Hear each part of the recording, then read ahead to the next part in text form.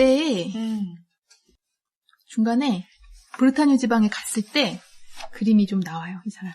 그 지역 사람들의 그림이. 이거는 이제 그 전인데 브르타뉴 가기 전에 이게 이때부터 자기 색깔이 좀 나오는 것 같은데 그러게.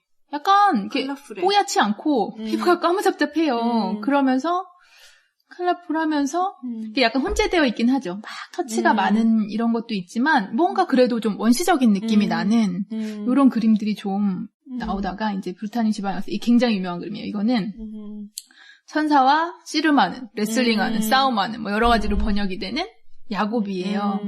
이거 주제가 그렇다는 거고 이 사람은 그렇게 주제를 붙이지 않아요. 그냥 설교 후에 환영. 이라고 붙여놨거든요. 설교 들은 다음에 보는 환영. 예배를 본 후에, 예배 후에 환영. 그러니까 예배 때 강론을 아마 뭐 야곱이 축복을 받게 되는 그 과정을 얘기하신 것 같아요. 사실 저는 이제 이거 듣고 찾아봤어요. 그 부분을 몰랐어서. 아, 그렇구나.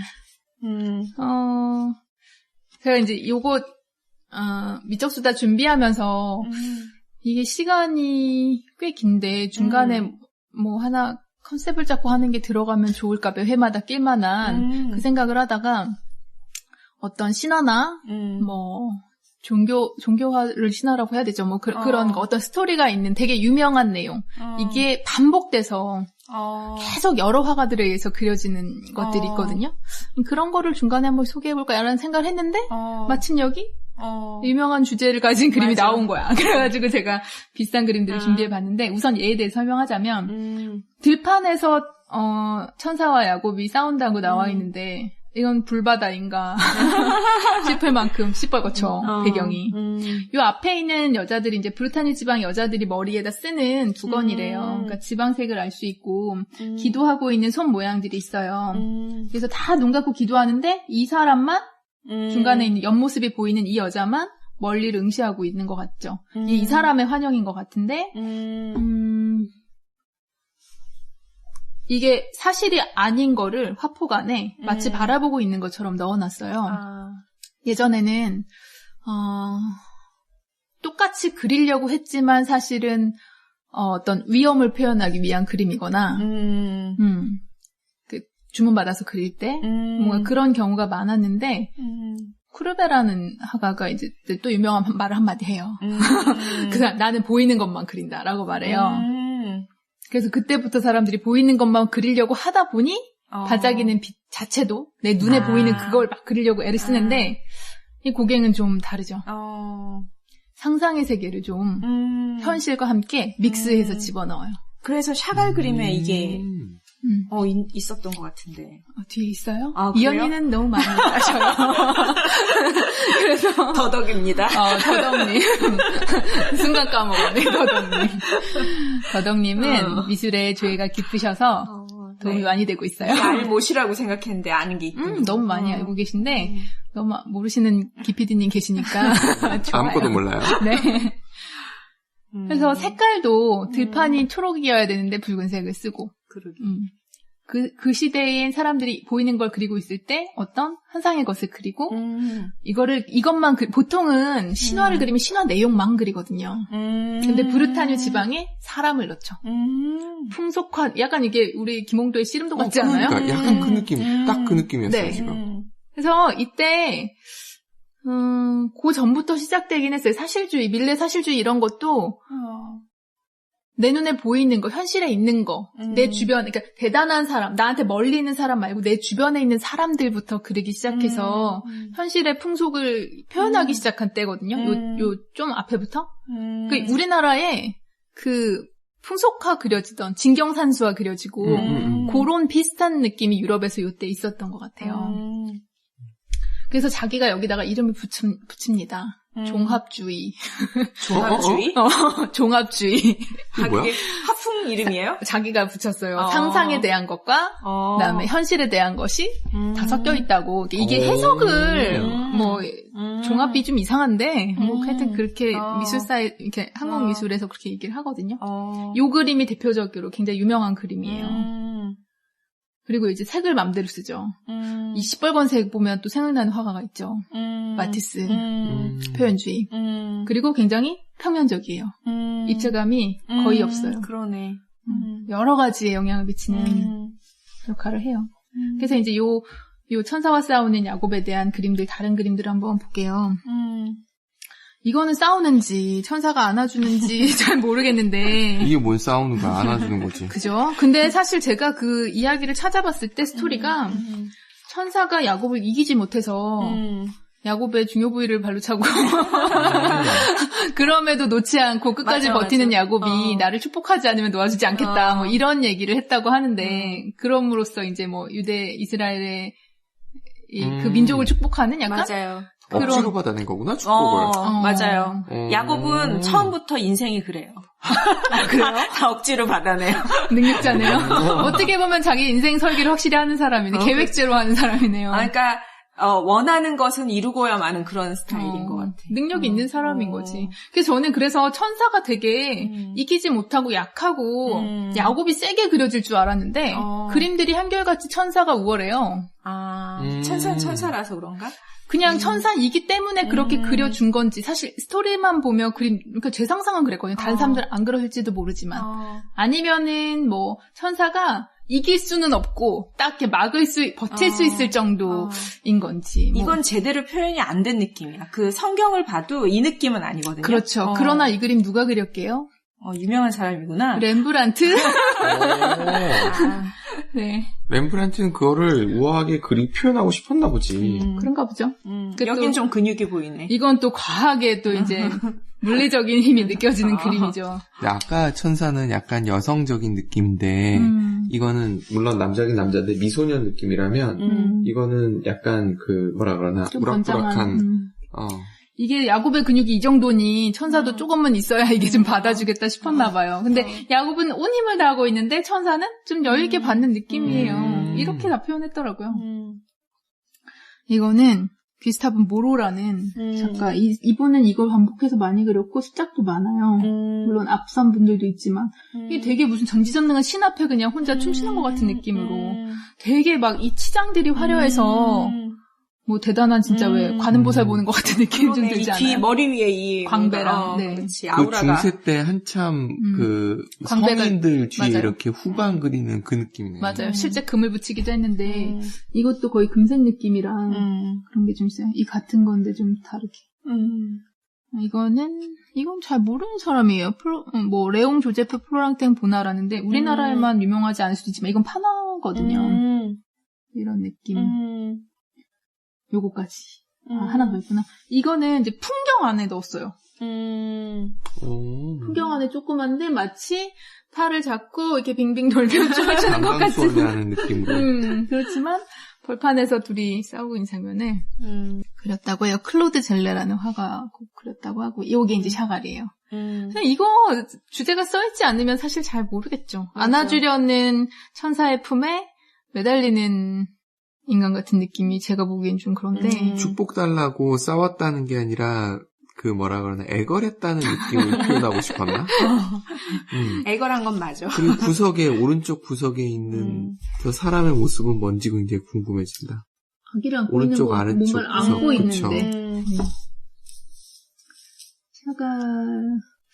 샤갈의 인체는 알 수 없어요. 그렇죠. 약간 이런 거는 러시아 자기 지방에서 있던 자기의 그 환상을 다 여기저기 집어넣어가지고 맞아요. 색도 그렇고 그렇죠.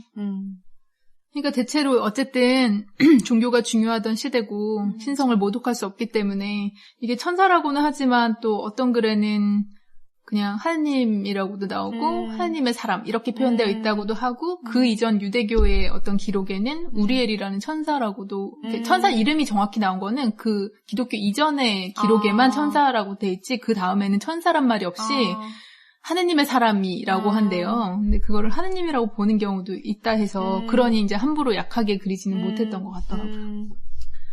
그래서 이게 쫙 보면 이런 그림들이 이런 거는 출처를 알 수 없고, 그러니까 출처가 아니라 작가를 알 수가 없어서 제가 그냥 한꺼번에 묶었어요. 아까 있던 그림도 있고 아닌 것도 있고. 이런 거는 참 멋지죠. 요런 그림도 그렸거든요. 요 얼굴을 자기 얼굴을 넣었다고. 화가들이 잘 그랬나봐. 그게 자기 누구예요? 얼굴을. 고갱이에요. 고갱 그림이에요? 고갱이, 이게 사실 대놓고 예수님의 포즈를 따라한 것도 아니고, 예수님 몸 위에 얼굴에 자기 얼굴을 넣었다는 건 이건 굉장한 짓이죠.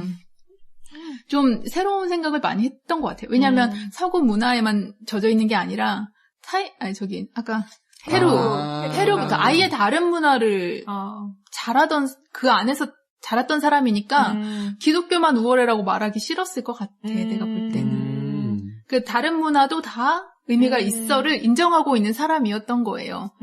그러나 또 기독교를 받아들이기도 하고. 근데 이 사람이 스스로 자기는 천재라고 믿었대요. 약간 자뻑이야. 자뻑 심해가지고 허영도 좀 있고 허풍도 좀 세고 뭐 미리 얘기하자면 처음에 얘기했던 우리는 어디에서 왔는가, 우린 누구인가, 우리 어디로 가는가 그 그림을 파리에서 전시를 한번 했었는데 금으로 해를 이만하게 막 해가지고 과거에 막 왕한테나 왕그림에나 두를 법한 액자를 했었다고 하더라고요. 스스로는 나는 그럴 만한 가치가 있고 자기 인생 가장 위대한 그림이기 때문에 이건 역사를 바꿀 그림이라고 생각하면서 스스로에 대한 그 존중이 칭찬이 너무 심했던. 근데 살아있을 땐 못 받았지만 죽고 나서는 사실 영향을 정말 많이 미치니까 그 프라이드가 있었죠. 근데 이거는 황색 예수? 뭐 이렇게 얘기하는데 참 노란색이 이즘에 많이 써요. 보면 화가들이 고우도 그렇고. 맞아.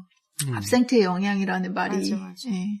압생트라는 그 술이 약초 같은 쑥 같은 비슷한 건데 그런 허브로 만든 술이었대요. 그게 파리에서 완전 이렇게 막 그냥 대유행.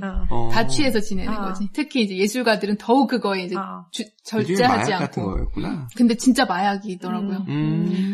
그게 이제 그냥 마약도 그렇죠. 신경을 신체를 약간 죽이는? 망가뜨려. 맞아. 뇌세포를 죽이고 신경쇠약에 헛게 보이고 간질 발작을 일으키는데 세상을 노랗게 보이게 만드는 거예요.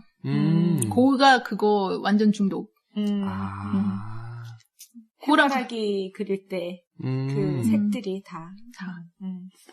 그리고 또 약간 LSD하고 좀 다른 거군요. 이 사람 LSD 비슷한 걸 수도. 이 사람도 요거 그릴 때는 한잔 했나 싶기도 하고요. 근데 또 초록색으로 여기는 또 예수님이 이렇게 내려오고 있는데 초록색이죠. 이렇기도 하고. 어쨌든 현실에 있는 여기 있는 사람들, 농부나 농부의 아내나 이런 현실 풍경에 집어넣어요. 성화를 성화로 두지 않고 현실에 끄집어 당겨 넣죠. 여기도 보면 브르타뉴 지방의 사람들이 들어가 있죠. 예전에는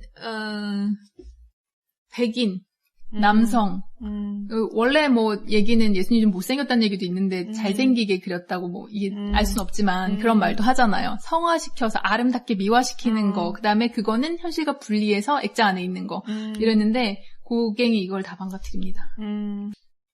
이제 많이 보던 고우를 만나러 갈 시간이에요. 많이 보던 가봤던 곳이 나오는군요. 이 사람이 중간에 이제 타히티는 못 가고요. 어디 섬을 가거든요. 어디였더라?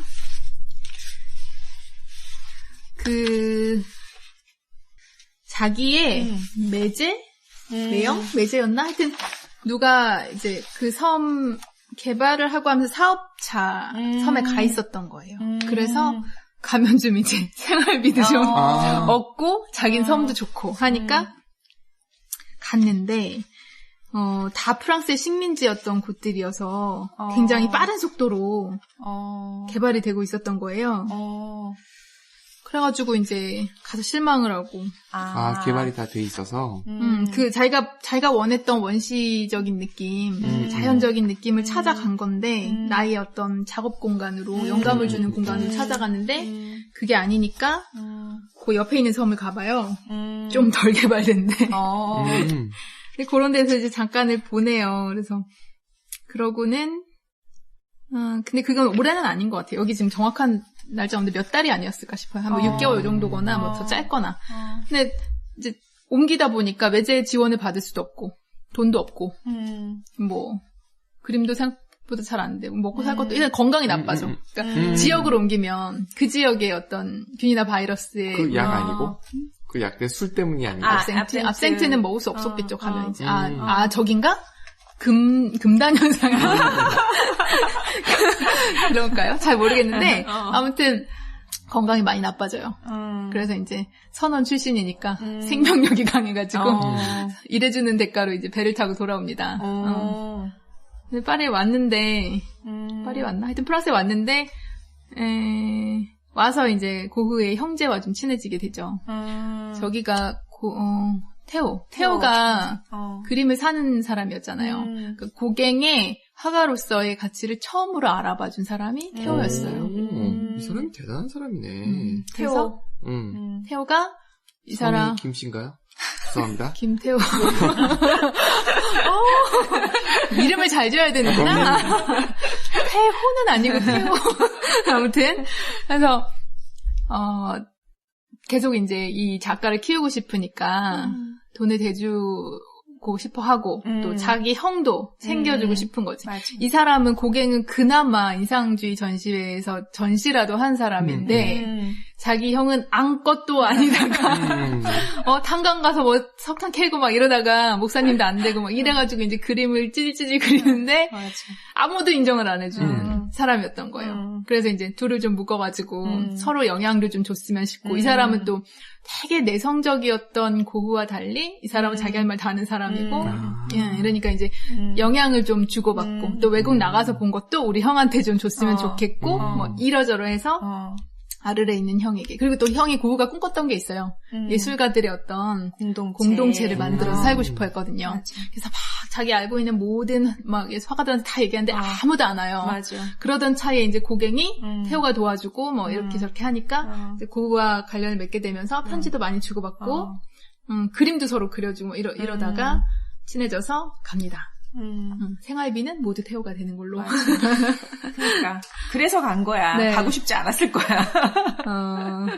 그럴 수도 있고 뭐 알 수 없어요. 그래서 이제 처음에는 집이 없었대요. 그래서 그때 잠깐 동안 카페 뭐 뭐랄까 옛날 왜 주막 같은 느낌이 아닐까 싶어요. 카페인데 이제 거기서 좀 숙박을 할 수 있었는지 카페에서 지냈다고 해서 요런 뒤에 당구장도 있고 뭐 이렇게 공연도 하고 하는 이런 데였던 것 같은데 카페 마담이에요. 요 분이 하시는 카페에서 좀 지냈었고 좀 지나서 이제 요 노란 집을 자기네 거주지로. 근데 굉장히 작았던 것 같더라고요.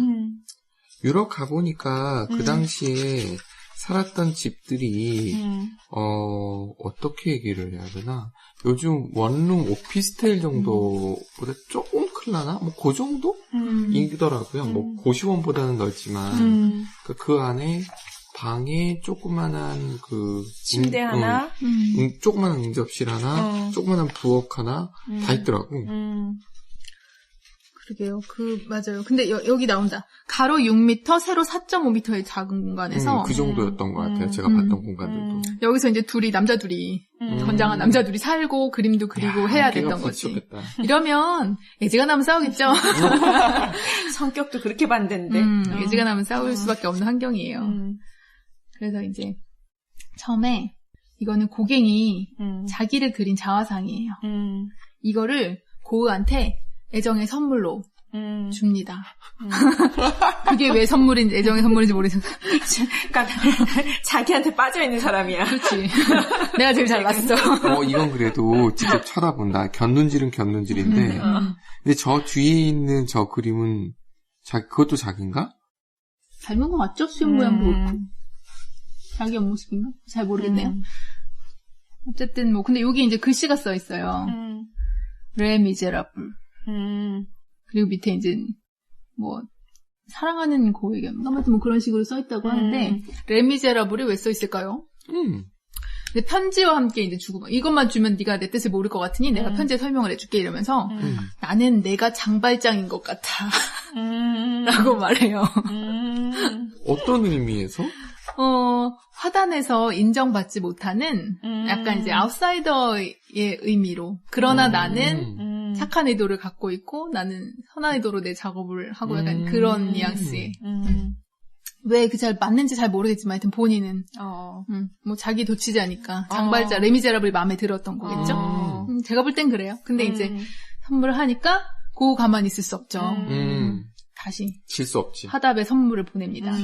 또 자기를 그려서 이 세상에 이게 그렇죠?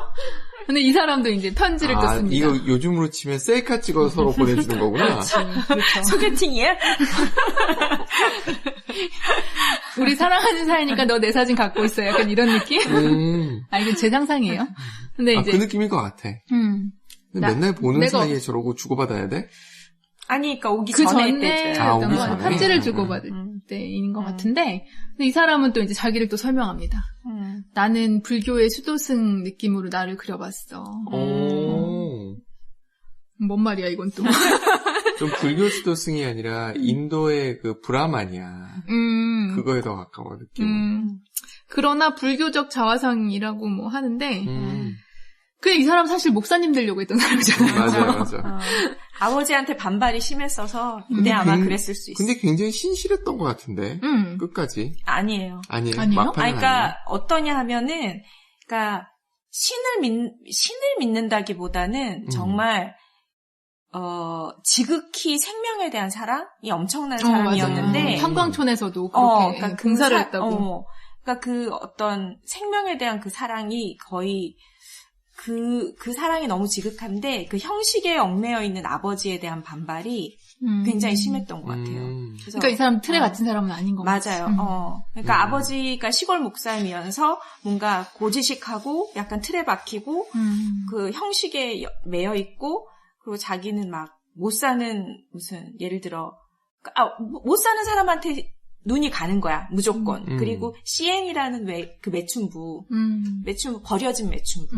아이도 있고, 임신했고, 거기다 몸도 안 좋은데 버려진 사람을 이 사람이 자기도 못 사는데 거두잖아요. 그것 때문에 아버지랑 완전 이제 난리가 나는데, 그러니까 그런, 이 사람을 사랑하는 생명을 사랑하라는 게 신의 목소리인데, 왜 아버지는 저러냐. 그런 거에 대한 반발이 있었을 것 같아요.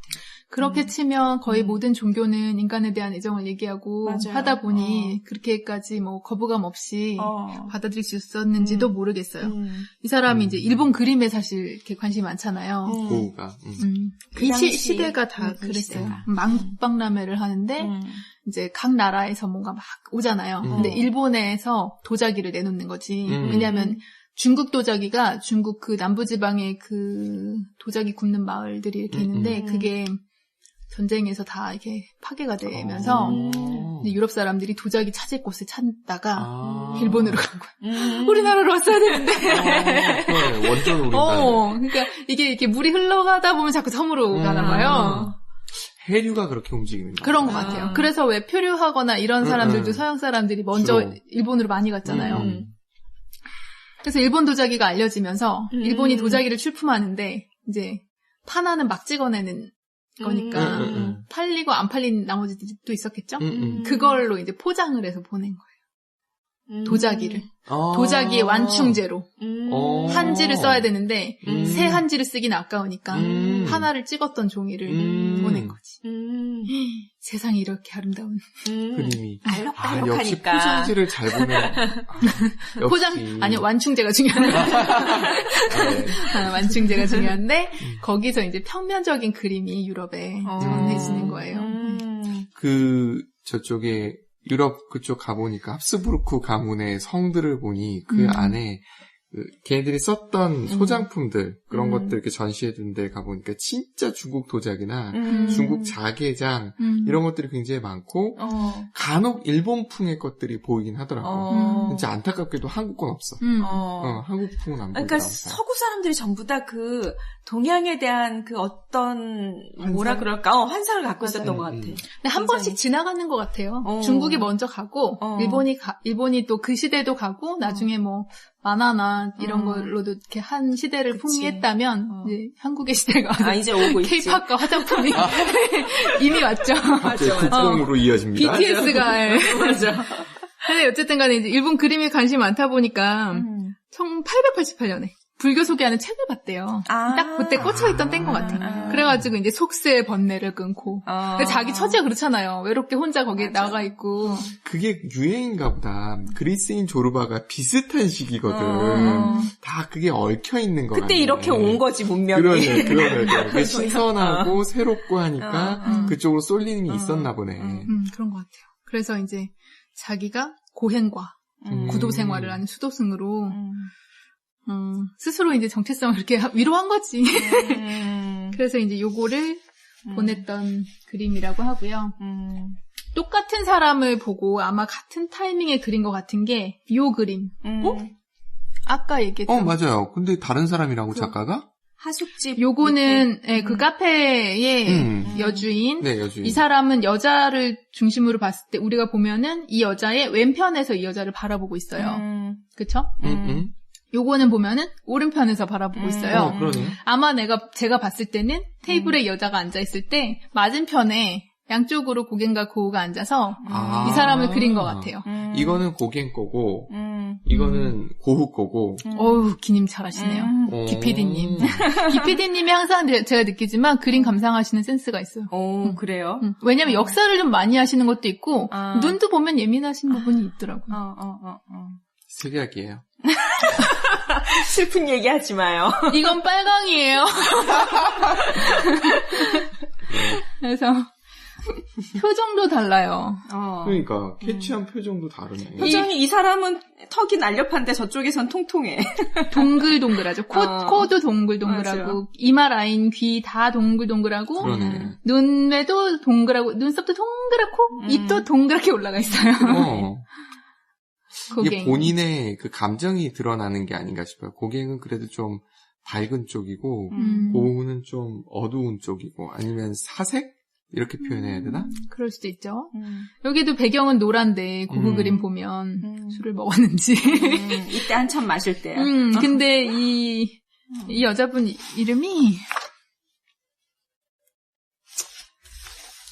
이 여자분은 화가 잘 만나서 자기 초상화가 초상화를 대대로 남기고 심지어 이름을 찾기는 해야 되지만 네, 마담 진우래요. 레스토랑 카렐의 마담 진우. 여기 자기네 집에서 며칠 재워줬다고 지금 이런 명작이 나와가지고. 그러니까. 자기 죽고 난 지 지금 얼마나 지났는데 얼굴이 이렇게. 그려달라 그래도 안 그려줄 텐데. 그쵸. 이때는 유명할 때가 아니었으니까. 모델도 없는데 얼마나 맞아요. 좋았겠어요. 되게 좀 뭐라지 얼굴이 거의 뭐 시체 색깔이에요. 그러니까. 근데 또 배경은 밝아. 여기는 전체적으로 밝고 뒤에 사람들도 있죠. 그러니까. 여기 보면은 이게 지금 여기 크랙이 있지만 모자 쓰고 수염난 아저씨가 있어요. 요 맞은편에 빨간 옷 입은 남자분이 계시고 여기 여자가 둘 있는데 아마도 이제 창녀들이었을 거예요. 창녀와 카페에서 노닥거리는 이 할아버지. 이 할아버지 고우가 그린 적이 있는 할아버지예요. 집배원. 본 적 있는 거야. 네, 이 모자 쓰고 수염난.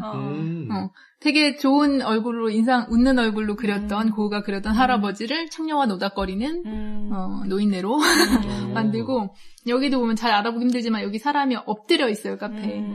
이 사람도 고우랑 친한 사람이래요. 근데 고갱은 처음부터 간지 얼마 안 됐을 땐 거지.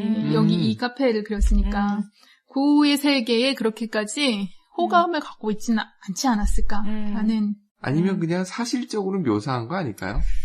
그럴 수 있죠. 그럴 수는 있는데 이제 어떤 분이 그렇게 평가하시는 걸 들었어요. 근데 맞아 사실적일 수도 있어. 근데 왜냐면 고갱은 사실을 그린 사람이 아니거든요. 자기의 생각을 집어넣는 사람이에요. 그렇다면 그런데다가 고흐 얼굴을 그려준 것도 진짜 이상하게 그렸거든. 뒤에 나와요. 감정이 있었던 건 맞는 것 같아.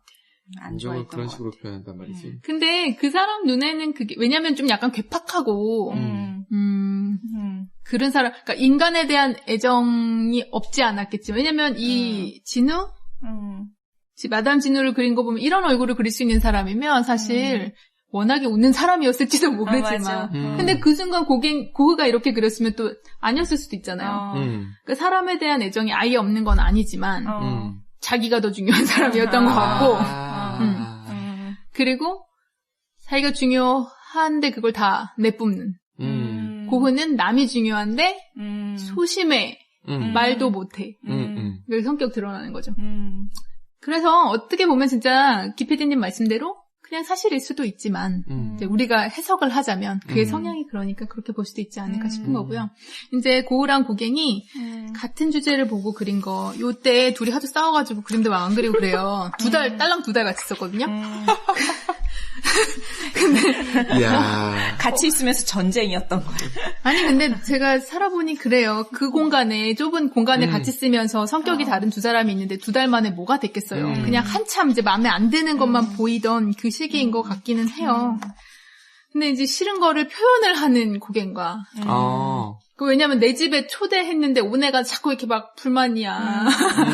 얼마나 힘들어 안 그래도 좀 먹고 우울한데 원래 우울한 사람인데 그게 자꾸만 강조가 되는 거죠. 그러다 보니 둘이 되게 사이가 안 좋다가 좀 좋아진 때가 있어서 정말 며칠 사이에 그림이 좀 많이 나왔더라고요. 근데 그림으로 다 감정을 담아내네. 그러려고 그리는 사람들이니까요. 그러네. 결국은 그 예술을 한다는 것도 내가 갖고 있는 거를 이렇게 던지는. 안 던지고 싶어도 안 던질 수 없는. 그렇죠. 묻어나죠. 그러니까, 그리고 근데 그게 내가 다른 목적으로 하는데 묻어나는 거하고 던지고 싶은 거를 던지려고 그리는 건 조금 다르지 않을까 싶어서. 그렇죠. 근데 이렇게 굉장히 이 사람들은 표현주의적인 사람들이어서 자기를 내뿜는 그림은 감정이 있을 때 나와요. 그러니까 상태 좋고 사는 게 행복한 사람들이 예술하기 힘들다고 얘기를 해요. 본인 얘기신가요? 제 말도 저도 포함되겠죠. 사람 게을러지. 원래 왜 헝그리 정신이라는 것도 있지만 헝그리 정신이 문제가 아니라 표출하고자 하는 이 본능 자체가 편안한 상태에서 나오지 않는데요. 그래서 예술을 정의하는 철학자나 뭐 시인이나 예술가들도 그런 얘기를 이미 많이 했었고 그치. 사랑 노래는 가슴 아플 때 나오고. 그럼 맞아요. 음악가들도 진짜 이 좋은 멜로디는 이별했을 때. 그러니까 이소라가 그렇게 연애를 하고 헤어지고를 반복하잖아. 일부러 그러는 거야? 했었다잖아요. 이소라의 그 음울하면서도 그 막 사람 홀리는 그 멜로디랑 그런 가사들이 그분이 참 연애를 자주 잘 하셨다고 내가 들었는데. 그래. 피카소도 그렇게 젊은 애들이랑 연애를 많이 하고 사실 고갱도 그렇게 처자식 버리고 나가서 4명의 여자에게 5명의 자식을 얻는 그중에 2명은 13살, 14살 타이티의 아이들. 근데 이제 그게 이제 실제일 수도 있지만 그런 말도 있어요. 허풍이 센 남성이어서 20살은 된 여잔데 13살, 14살이라고 뻥을 쳤다 뭐 이런 말도 있지만 근데 타이티 자체가 워낙에 개방적이래요. 그래서 기독교가 한 100년 정도 전파가 됐음에도 불구하고 이 사람이 뒤늦게 이렇게 들어갔음에도 불구하고 그 개방성이 여전히 남아있어서 굉장히 좋아했다는 원시 그 자체네. 네. 그래서 원시를 찾았나. 고갱도 이해가 되네. 그러니까 고갱의 성격이나 아니면 인간적인 어떤 면이 보이네. 그러니까 남성으로서 굉장히 주도적이고 자기의 욕구에 민감한 사람인데 그 와이프는 덴마크? 어디였죠? 그 와이프는 약간 페미니스트였어. 또. 심지어 북유럽적이면 셀 텐데. 근데다가 또 처가가 또 힘이, 그러니까 재력이 되면 와이프의 힘은 더 있었을 거고 자기가 맘대로 휘두를 수 없는 여자였겠죠. 그 워낙에 또 자연과 이런 걸 좋아하는 데다가 그런 성적 취향도 맞았을 것 같아요. 뭐 어떤 사람은 뭐 그렇게 살려고 저기 섬을 찾아갔다 뭐 이렇게 평론하시는 분도 계실 정도로. 그래서 이거 이제 보면은 아르레 여인들이라는 주제로 고흐와 고갱이 그린 건데 맞춰보세요. 누가 어느 게 고흐고 어느 게 고갱인지. 요 2개거든요. 요거랑 앞에 여자가 2명이 크게 있고 뒤에 이렇게 보이는 풍경. 그거는 전체적인 구도는 좀 비슷한, 구도까지는 아니지만 좀 비슷한 부분이 있어요. 근데 색감이 이거는 굉장히 평소에 두 사람 헷갈리게 하는 그 느낌이 있는데. 그렇죠. 이게 고후일 것 같고 뒤에가 고갱인가요? 그럴까요? 이 붙어치는 고후 같기도 하지만, 근데 이게 약간 고갱의 색깔과 더 같긴 하네. 굉장히 그림이, 이게 둘 다 약간 고후 느낌을, 고갱 느낌을 주는 그림이어서. 그런 것 같아. 둘 다 색깔이 그래. 고후가 고갱 쪽으로 좀 이렇게 옮겨간 게 아닌가 하는 느낌을 영향을 줘요. 주고 받았겠죠? 네. 아르레 다녀오신 우리 더덕님, 네. 기후와 그 땅과 그 환경이 그림에 굉장히 큰 영향을 줘요. 그래서 작가들이 일부러 찾아다녀요. 맞아요. 그런데 가보신 분이 느끼는 그 곳의 느낌은 어땠어요? 아르르를 늦가을에 갔기 때문에 나는 그 따스함을 못 느꼈지만 이제 얘기를 듣다 보면 그곳이 너무나 따스해서 그런 곳을 가고 싶었던 것 같아요. 고후가. 그래서 어떻게 보면 요 두 작품이 다 좀 약간 화려해요. 그죠? 이거는 아르레 영향이 아니었을까 싶어요. 근데 이제 뒤로 발전해가는 그림의 성향을 보면 알아보기가 좀 쉬운 게 점이 약간... 찍혀 있죠. 터치가 고우의 그림이에요. 이거는 면으로 분할하고 단순화시키고 평면화시켜버리는 이게 고갱의 그림이에요. 네. 또 볼까요? 요거는 이제 포도밭이에요. 포도밭에 수확하는 걸 그렸어요. 좀 낯설죠? 우리가 생각하는 포도밭과 요거랑 두 개. 이건 굉장히 강렬하네, 지금. 이거는 유명한 작품이에요. 살아생전에 팔린 작품, 유일하게.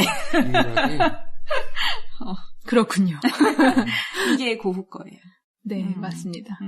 근데 너무 다르죠, 이거는. 그러네. 앞에 거는 둘이 좀 그래도 유사성을 좀 볼 수 있었다면 이건 너무 달라요. 그런데 여기서는 이건 너무 고갱스러워요. 나중에 타이트에 나오는 그 느낌이 여기 그대로 있고 이건 봐봐요. 여기 뒤에 봐봐요. 이거 그냥 고우의 그림이죠. 네. 노랗고 이 물결과 이 해 주변에 이렇게 돌아가는 회오리까지도 이미 다 있더라고요. 이때부터. 멋지죠. 근데 포도가 이렇게 빨간가 봐요.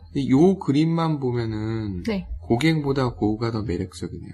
이 그림만 보면. 어떤 면에서 그래요? 왠지 난 느낌이 더 그래요. 왠지? 이게 왠지 살아있다는 느낌? 강렬함. 색채도 좀 더 선명해요. 이게 고우 그림이 대체로 좀 뿌옇다는 느낌을 받아요. 네네. 네. 근데 그게 가난하잖아. 둘 다 가난하잖아. 고우도 가난하잖아. 고우는 태우가 그림은 물감을 보내줬어요. 그래도 없어도. 물감이 떨어졌다 동생아 이러면 이제 좀 기다려야 될지언정 돈을 대주는 동생이 있는 부유한 동생이 있는데 이게 뒤로 갈수록 타이티 그림은 다 더 뿌옇거든요. 왜 그러냐면 돈도 없는 데다가 타이티는 멀어. 물감이 거기까지 가는데도 힘들고 뭐 아무리 튜브라고 해도 요즘만큼도 좋지 않으니까 가다 마를 수도 있고 뭐 사고도 있을 수 있잖아요. 그러니까 물감이 너무 궁한 거예요. 근데 그것도 있고 이제 성향 자체도 사실은 있어요. 이때 둘이 같이 지내면서 싸웠던 이유 중에 하나가 또 있어요.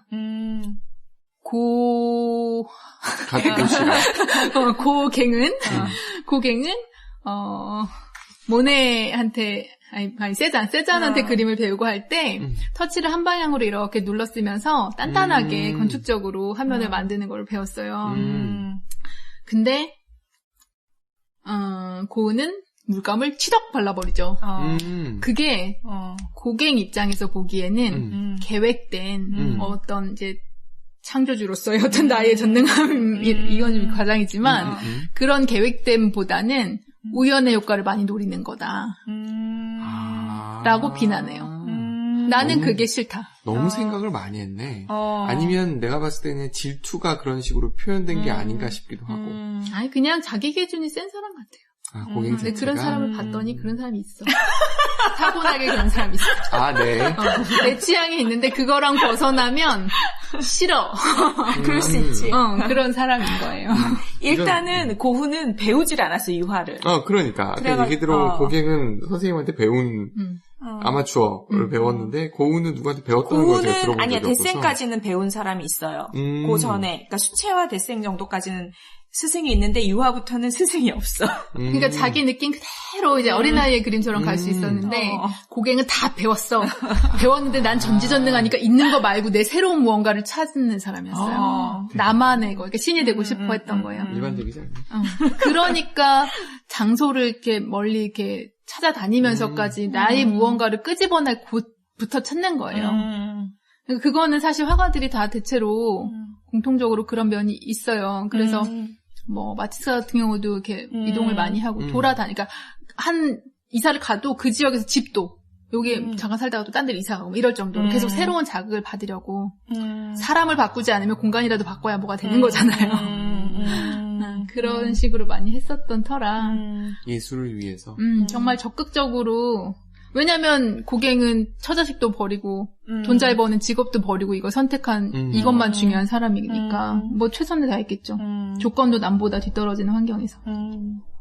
요거는 묘지를 그렸거든요. 아르레 묘지가 어디다 뭐 묘지가 있잖아요. 묘지 주변을 그린 것 같은데 요거랑 제가 볼 때는 이 나무가 있는 데가 중간에 있고 양옆이 아닐까라는 느낌이 들거든요. 요 뒤에 보면 건물이 종탑 같은 게 있는데 여기 보면 이건 아니고 요 뒤에 있는 것 같기도 하고 어쨌든 이 나무의 이쪽 요 둔덕 위를 걸어가고 있는 것 같은 느낌이에요. 그냥 보면 사실 뭐 풍경이지 이게 뭐 무덤인지 뭔지 모르겠지만 요것도 어쨌든 둘이 같이 살 때 같은 공간을 보고 그린 그림이거든요. 맞춰보세요. 이건 느낌이 확 나네. 그 차이가. 이거랑 기피디님이 맞춰보세요.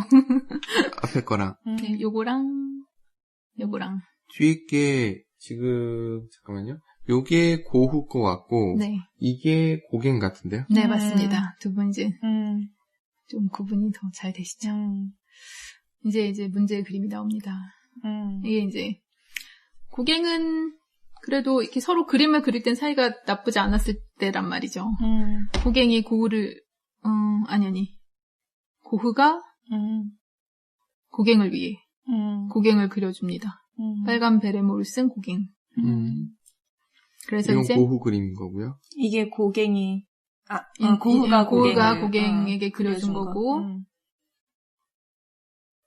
고갱이 고흐에게 그려줍니다. 고흐는 왜 해바라기를 고갱을 위해 그렸는지 모르겠는데 고갱을 위해 해바라기를 많이 그렸다는 말이 있더라고요. 맞아. 고갱이 해바라기를 좋아했는지 뭐 어쨌는지 아니면 그냥 아까 뭐 내 얼굴 주듯이 그냥 내가 주고 싶은 거 주는 건지도 모르지만 고갱이 오기 전에 인테리어를 해야 되잖아요, 집에. 근데 방이 너무 후진 거예요. 초라한 거야. 그래서 그 방을 장식해 주려고 해바라기를 그리기 시작한 거예요. 마음에 들 때까지. 그래서 똑같은 거를 그리고 또 그리고 또 그려서 그중에 제일 마음에 드는 걸로 걸어놓은 거야, 그 방에. 그럼 정말 고갱을 위해서 그린 게 네, 맞군요. 맞아요. 그리고 거기 해바라기가 되게 아름다운 곳인가 봐요, 아르리. 햇볕이 좋고. 근데 이게 이 사람이 이제 또 노란색은 맞아. 더 노랗게 보이고 안 노래도 노랗게 보이는 사람이니까 그 노란 게 얼마나 끌렸겠어요. 어쨌든 간에 그 정성을 다해 그리고 있는 자기를 그렸다고는 하는데 마음에 안 들어.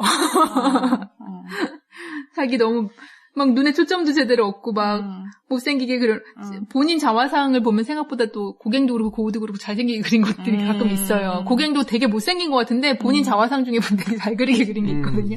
셀카 각도 맞추듯이 그런 느낌이 아닐까 싶은데 해바라기도 싱싱해서 확 핀 게 아니라 다 말라서 이런 거 그려놓으니까 그거가 화를 냈나 봐요. 그럼 이제 사이가 틀어지고 내가 그림 그리는 것 같고도 뭐라 그러고 내가 나를 그려줘도 이상하게 그리고 뭐 매사불만인데 나는 말도 못하겠고 술 먹고 막 이러다가 이제 술에 취해서 정신이 없는데 칼을 손에 쥐었었나 봐요, 다툼 중에. 근데 이제 자기 자화상, 그러니까 고흐가 그린 자화상을 보고 뭐 닮았네 안 닮았네 하니까 이제 길을 잘랐다는 말이 있는데 그게 정확한 상황은 사실은 모르지만 맞아. 사실 그런 사건이 일어나고 나니 둘이 경찰서를 이제 갔다 와요. 고흐는 그래도 마음이 여리고 인간애가 있는 사람이라 고갱과 다시 잘 지내고 싶은 이제 희망이 좀 있었는데 고갱은 그딴 거 없죠. 그치. 경찰서까지 갔다 왔는데 내가 너랑 뭐 이러면서 2달 만에 그냥 화끈해. 박 차고 나와버리는. 그 썰도 있어요. 고갱이 펜싱을 잘했대요. 칼을 잘 다루는 사람이었대요. 취미 중에 펜싱을 했던 사람이래요. 네. 그래서 다툼 중에 고갱이 실수로 그랬던 게 아닐까. 그래서 서로 서신이 있는데 그 서신에 묘한 뭐 뉘앙스가 있는데 그게 고갱이 실수로 본인한테 했던 거가 아닌가라는 그런 추측을 하는 사람도 있더라고요. 그게 되게 말이 많죠. 또 맞아요. 영화에서는 또 그 동네 다른 청년이 뭐 그랬다는 식으로 나오기도 해요. 말이 되게 많아요. 네, 그래서 진짜. 아무도 알 수 없는 거라서 맞아요. 이야기 만들기 나름인데 어쨌든 고은은 귀가 잘렸고 자기는 또 그걸 보고 자화상을 그리고 하여튼 좀 그런 사람들이에요. 그래서 여기서도 이제 또 같은 그림 하나가 뒤에 있네. 이거는 이 그림이 워낙에 유명해서 말씀 안 드려도 알 것 같아요. 이게 고흐죠. 의자. 고흐의 파이프가 있는 의자. 노란색 좋아하니까. 노랗게 보였겠지, 뭐, 노란 거. 아마 그 좁은데 의자가 많았을지도 잘 모르겠고, 뭐, 같은 걸 보고, 고갱은 또 상상의 나래를 펼치는 사람이니까 이렇게 그런지 아니면 이런 의자가 2개가 있었는지는 모르겠어요. 근데 어쨌든 색이나 뭐, 이런 화려함. 이게, 고갱은 약간 그런 게 있어요. 꾸미는 거. 이 그림 이름이 뭐예요? 의자죠. 그냥 의자예요? 고갱의 의자예요? 잘 모르겠네요. 그 방에 이제 고갱의 의자와 고흐의 의자 2개가 있었나 2개가 봐요. 있어요? 그럼 이렇게 생겼나 보다. 하나는 이렇게 생기고 하나는 저렇게 생기고 그랬던 게 아닐까 싶어요. 근데 어쨌든 이게 취향 어떻게 보면 선택한 취향일 수도 있는데 이게 아니어도 고갱은 조금 꾸미는 게 살짝 좀 있거든요. 단순화를 시키더라도. 그게 이제 또 그런 말이 있어요. 5 자식을 먹여 살리려다 보니 취미생활 중에 팔리는 그림. 왜냐하면 고갱은 정말 팔리고 싶어해요. 고흐도 마찬가지지만 고갱은 이제 태호가 있지. 어쨌든. 고흐는 태호가 있는데 고갱은 사실 태호가 알아봐는 줬지만 그치. 뭐 자기 영혼과 이렇게 되고 뭐 그 뒤에는 알 수 없어요. 태호라는 사람의 인격은 훌륭하니까. 근데 태호도 다 일찍 죽었잖아요. 맞아. 아, 그래요? 네. 고갱 죽고 6개월 만에, 고흐 죽고 6개월 만에 죽었어. 아, 맞다. 그리고 고갱은 더 살고? 네. 고갱이 나쁜 놈이라고 사람들이 얘기하는 게 그렇게 도와줬는데 고흐 형제의 2 장례식에 모두 가지 않았다. 뭐 이런 말도 있긴 해요. 근데 뭐 제가 볼 땐 섬을 떠도는 사람이 볼 수 없어. 뭐 배 위에 있었을 수도 있고. 그럴 수도 있고 아니면 정말 뭐 별로 중요하게 생각하지 않았을 수 있어요. 그 사람에게. 맞아. 스타일상. 맞아. 알 수 없어요. 그러나 좀 그런 면들이 있어요. 그래서 지나가고 이건 이제 귀를 자르고 스스로 그린 그림이고